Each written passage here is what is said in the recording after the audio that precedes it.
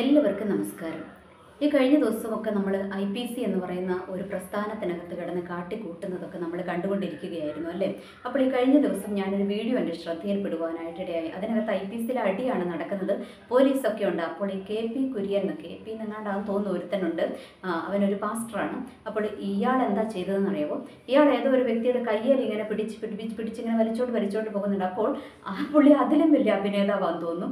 പുള്ളി അവിടെ അങ്ങ് വീണു. ഇനി കറക്കി എറിഞ്ഞതാണോ എന്ന് അറിഞ്ഞുകൂടാ. നമ്മൾക്ക് വീഡിയോയ്ക്കകത്ത് കാണുമ്പോൾ ഈ പുള്ളി ഇങ്ങനെ കയ്യിൽ ഇങ്ങനെ മുറുക്കെ പിടിക്കുന്നു, ഇവരിങ്ങനെ വട്ടം ചുറ്റുന്നു, ഈ പുള്ളി മറിഞ്ഞ് അവിടെ കെട്ടി അവിടെ വീഴുന്നു എന്നുള്ളതാണ് നമ്മൾ കാണുന്നത്. ഓക്കെ, അപ്പോഴത്തേനും ഈ വീണയാളുടെ ഉള്ളവരായിരിക്കണം അവരവിടെ നിന്നുകൊണ്ട് വീഡിയോ പിടിക്കുന്നുണ്ട്, തള്ളി ഇട്ടു ഉന്തി ഇട്ടു എന്നൊക്കെ പറഞ്ഞുകൊണ്ട് ഏതാണ്ടൊക്കെ നാടകം ഇപ്പുറത്തവരും കളിക്കുന്നുണ്ട് അപ്പുറത്തവരും കളിക്കുന്നുണ്ട്. അപ്പോൾ ഈ വാഗ്വാദങ്ങളുടെ ഇടയ്ക്ക് ഈ KP കുര്യൻ എന്ന് പറയുന്ന ഈ പാസ്റ്ററുള്ള KP കുര്യൻ എങ്ങാണ്ടാന്ന് തോന്നുന്നു കേട്ടോ. ഈ IPCക്കാരുടെ ചരിത്രങ്ങളൊക്കെ എനിക്കൊന്നും അറിഞ്ഞുകൂടാ, ഞാനതൊന്നും ചെയ്യാൻ പോകാറില്ല. കാരണം IPC എന്ന് കേട്ടാലേ നമ്മൾക്കറിയാം അടുപ്പിസി അത് മുഴുവൻ ഒരു ദുരാത്മാവിൻ്റെ കൂടാണെന്ന് നമ്മൾക്കറിയാം. അതുകൊണ്ട് ഞാൻ അവരുടെ ഒന്നും IPCയിലെ പാസ്റ്റർമാരുടെ പ്രസംഗങ്ങൾ പോലും ദൈവത്തിൻ്റെ കൃപയാൽ ഞാൻ കേൾക്കാൻ പോകാറില്ല. കാരണം ആരാണ് നല്ലത് ആരാണ് ചീത്തയെന്ന് നമ്മൾക്ക് ഒന്നും മനസ്സിലാക്കാൻ പറ്റാത്തൊരു ടീംസാണത്.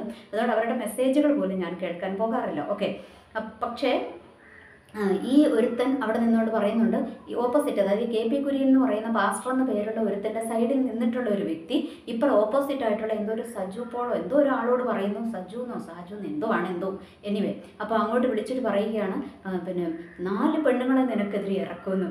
നിങ്ങളൊന്ന് ആലോചിച്ച് നോക്കിക്കേ, ഒരാത്മീയൻ്റെ അധപതനം എവിടെ എത്തി നിൽക്കുന്നുവെന്ന് നമ്മളൊന്ന് മനസ്സിലാക്കിക്കേ.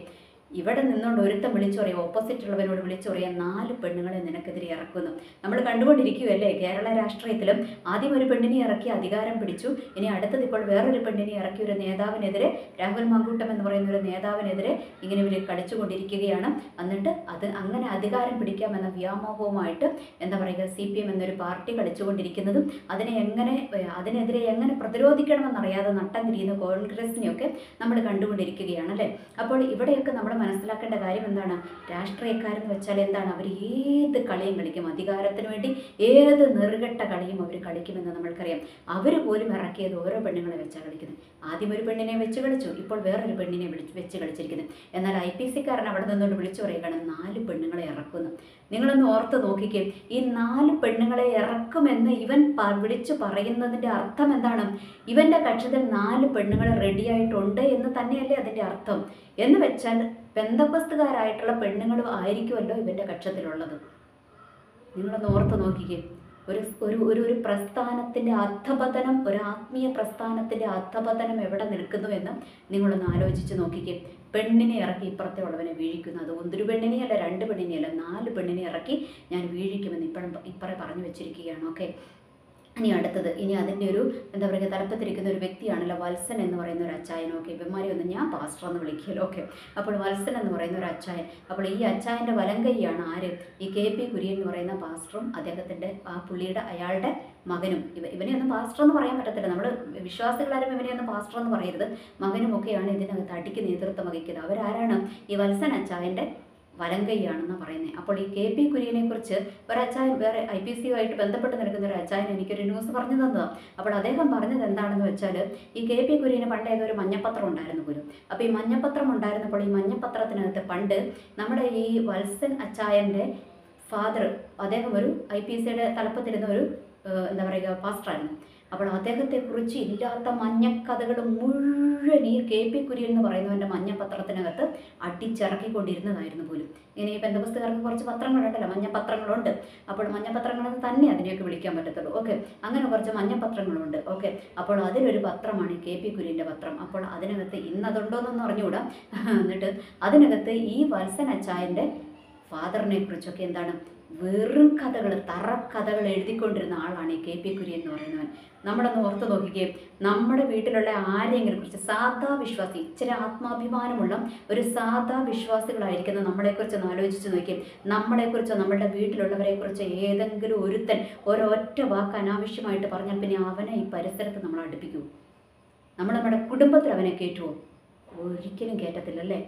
എന്നാൽ ഈ പുള്ളിയാണ് സ്വന്തം അപ്പനെ സമൂഹത്തിന് മുമ്പിൽ വലിച്ചു വലിച്ചു കഷ്ണമാക്കി ഇവനെ ഇപ്പം താങ്ങിക്കൊണ്ട് നടക്കുക. എന്നിട്ട് താങ്ങിക്കൊണ്ട് നടന്നിട്ട് എന്തു പറ്റി? ഈ വത്സൻ അച്ചായൻ എന്ന് പറയുന്ന പുള്ളിക്ക് എന്തു പറ്റി? അദ്ദേഹം ഇന്നൊരു പക്ക ജഡികനായി തീർന്നിരിക്കുകയാണെന്ന് പറയേണ്ടി വരും. കാരണം അമ്മാതിരി കളികളാണ് ഇവർ കേസും കൂട്ടും ഒക്കെ ആയിട്ട് നടത്തിയിരിക്കുന്നത്. കാരണം എന്താണ്, കൃപയിൽ നിന്ന് വീണ് കിടക്കുന്ന ഒരു തെറിയനെ പിടിച്ച് എങ്ങോട്ട് കയറ്റി, സ്വന്തം തട്ടകത്തിനകത്തോട്ട് കയറ്റി കഴിഞ്ഞപ്പം ഈ പുള്ളിയിലും വ്യാപരിച്ചത് ആ മറ്റേ ആത്മാവ് ഈ പുള്ളിയിലും കൂടെ അങ്ങ് കയറി അങ്ങ് കളിക്കാൻ തുടങ്ങി. അതാണ് ഇപ്പോൾ IPCയുടെ അധപതനം. രണ്ട് ടീമുകളും, ഓപ്പോസിറ്റ് ടീമും രണ്ട് ടീമുകളും കണക്കാണ്. കാരണം രണ്ടുപേരും വിശുദ്ധരൊന്നും അല്ല. കാരണം ഒരുത്തൻ അധികാരത്തിന് വേണ്ടി പിടിവലി കൂടുമ്പോൾ മറുഭാഗത്തുള്ളവനും അധികാരത്തിന് വേണ്ടി തന്നെ പിടിവലി കൂടിക്കൊണ്ടിരിക്കുന്നത്. ഇതെന്തിനാണ് പിടിവലി കൂടുന്നത്? ഇവർക്ക് അധികാരം വേണം. രണ്ടാമത് എന്താണ് ഇവർക്ക് വേണ്ടുന്നത്? എന്താണ്? പൈസ വേണം. അധ്വാനിക്കാതെ പാവപ്പെട്ട വിശ്വാസികൾ കൊണ്ടിട്ട പൈസ എടുത്ത് ഇവർക്ക് അറുമാദിക്കണം. അതിനു വേണ്ടിയിട്ട് ഇനി ഈ പൈസ വിശ്വാസികൾ കൊണ്ട് ഇട്ടത് കൊണ്ടാണല്ലോ ഇവന്മാർ ഈ പൈസയുടെ നെകളിപ്പെടുക്കുന്നത് അല്ലേ? നമ്മൾ അധ്വാനിച്ച പൈസയാണെങ്കിൽ ചുമ്മാ എടുത്ത് കളയാൻ നമ്മൾക്ക് ഇച്ചിരി ബുദ്ധിമുട്ടുണ്ടാകും അല്ലേ? നമ്മൾ അധ്വാനിച്ച ഓരോ പൈസയ്ക്ക് നമ്മൾക്ക് വിലയുണ്ട്. നമ്മളത് കോടതികളിൽ കൊണ്ട് കൊടുക്കുമോ? ഇല്ല. കേസ് കൊണ്ട് എന്താ പറയുക, വട്ടം മൂടിയിരിക്കും ഇവന്മാർ. ഈ കേസ് നടത്തുവാനുള്ള വലിയ വലിയ വക്കീലുമാരെ ഇവർ എവിടെ നിന്നാണ് വിൽക്കുന്നത്? ഈ വിശ്വാസികളിട്ട് ഈ സ്തോത്ര കാഴ്ചയ്ക്കകത്ത് നിന്ന് ഇവരെടുത്ത് വക്കീൽ ഫീസ് കൊടുക്കുന്നത്. ഒന്ന് ഓർത്ത് നോക്കിക്കേ. ഇനി ആ ഇട്ട വ്യക്തികളോട് എനിക്ക് പറയുവാനുള്ളത്, ഇനിയെങ്കിലും നിങ്ങൾ ഇവന്മാരുടെ എന്താ പറയുക കാൽച്ചോട്ടിൽ കൊണ്ടുവന്ന് നിങ്ങളുടെ അധ്വാനത്തിൻ്റെ ഫലം കൊണ്ടുവന്ന് വെക്കരുത്. വെച്ചാൽ എനിക്ക് കുഴപ്പമൊന്നുമില്ല, നിങ്ങൾ അനുഭവിക്കത്തേ ഉള്ളൂ. നിങ്ങൾ അനുഭവിക്കും അത്. കാരണം നാളെ നിങ്ങളുടെ സമ്പത്ത് ചോർന്നു പോകും. എനിക്കറിയാവുന്ന ഒരു അച്ചായനുണ്ട്, ഞങ്ങളുടെ ചർച്ചിലുള്ള ഒരു അച്ചായനം. ആ പുള്ളിക്കാരൻ എന്താണെന്ന് ഒരു രാഷ്ട്രീയ പാർട്ടിയൊക്കെ ആയിട്ട് ബന്ധപ്പെട്ട് നിൽക്കുന്നത്. ഈ പുള്ളി പണ്ട് ഒരുപാട് പൈസ ഉണ്ടായിരുന്നു ഇദ്ദേഹത്തിൻ്റെ കയ്യിൽ. അപ്പോൾ ഇദ്ദേഹം ഏതാണ്ട് LIC ആയിട്ട് ഒക്കെ ബന്ധപ്പെട്ടൊക്കെ LICയുടെ എന്തോ ഓഫീസറൊക്കെ ആയിരുന്നു ഇദ്ദേഹം. അപ്പോൾ ഇദ്ദേഹം എന്താ ചെയ്തതെന്ന് പറയുമ്പോൾ ഇദ്ദേഹത്തിൻ്റെ കയ്യിൽ ഒരുപാട് പൈസയുണ്ട്. ഇദ്ദേഹം വാരിക്കോരി നാട്ടുകാർക്കും സഭയ്ക്കും സഭയിലുള്ളവർക്കും ഒക്കെ അല്ലാത്തവർക്കും ഒക്കെ കാണുന്നവനും വരുന്നവനും പോകുന്നതിനും ഒക്കെ കുറേ പൈസ വാരിക്കോരി ഇട്ടങ്ങ് കൊടുത്തു. ഇന്ന് പുള്ളിക്ക് ആകെ കിട്ടുന്ന വരുമാനം എന്ന് പറയുന്നത് പുള്ളിയുടെ പെൻഷനാണ്. ഇദ്ദേഹം എൻ്റെ അടുത്ത് പറഞ്ഞതാണ്, ഇപ്പോഴല്ല, കുറേ നാളുകൾക്ക് മുൻപ് എന്നോട് പറഞ്ഞതാണ്. അപ്പോൾ അന്ന് ഞാൻ അദ്ദേഹത്തോട് പറഞ്ഞു, അങ്ങളെ, നമ്മൾ ദൈവത്തിന് വേണ്ടി നമ്മൾ ഒരു പൈസ 1 രൂപയാണ് കൊടുക്കുന്നതെങ്കിൽ അത് ദൈവം നമ്മളോട് പറയും, അല്ലെങ്കിൽ ദൈവം നമ്മൾക്ക് ഗൈഡൻസ് തരും, അല്ലെങ്കിൽ ദൈവം നമ്മളോട് ഇടപെട്ട് കഴിഞ്ഞാൽ, അല്ലെങ്കിൽ ദൈവത്തോട് പ്രാർത്ഥിച്ചിട്ടേ നമ്മൾ 1 രൂപ പോലും, അത് ചർച്ചിനകത്താണെങ്കിലും ചർച്ചിന് വെളിയിലാണെങ്കിലും നമ്മൾ കൊടുക്കാവുള്ളൂ എന്ന് പറഞ്ഞു. നമ്മൾ ഒരു വ്യക്തികൾക്ക്, കാരണം നമ്മൾക്ക് അറിഞ്ഞുകൂടെ, ഇന്ന് ഒരാൾ വന്നിട്ട് നമ്മളോട് ചോദിക്കുകയാണ്, എനിക്ക് ആകെപ്പാടെ ബുദ്ധിമുട്ടാണ്, എനിക്കൊരു 10,000 റുപ്പീസ് തരണമെന്ന് പറയുകയാണ്.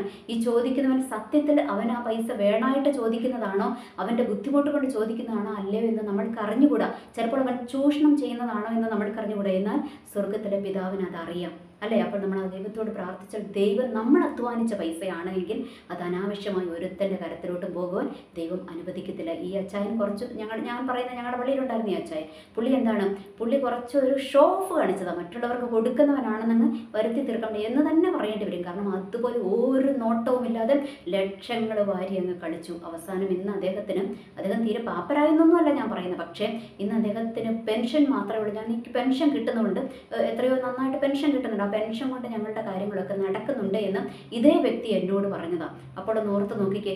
ഞാൻ പറയുകയാണ്, ദൈവത്തിന് വേണ്ടി നമ്മൾ 1 രൂപ കൊടുത്താൽ നമ്മളുടെ എന്താ പറയുക ഭരണിയിലെ എണ്ണ കുറഞ്ഞു പോകാതെ അതിനെ വർദ്ധിപ്പിക്കുന്ന ദൈവത്തെയാണ് നമ്മൾ ആരാധിക്കുന്നത്.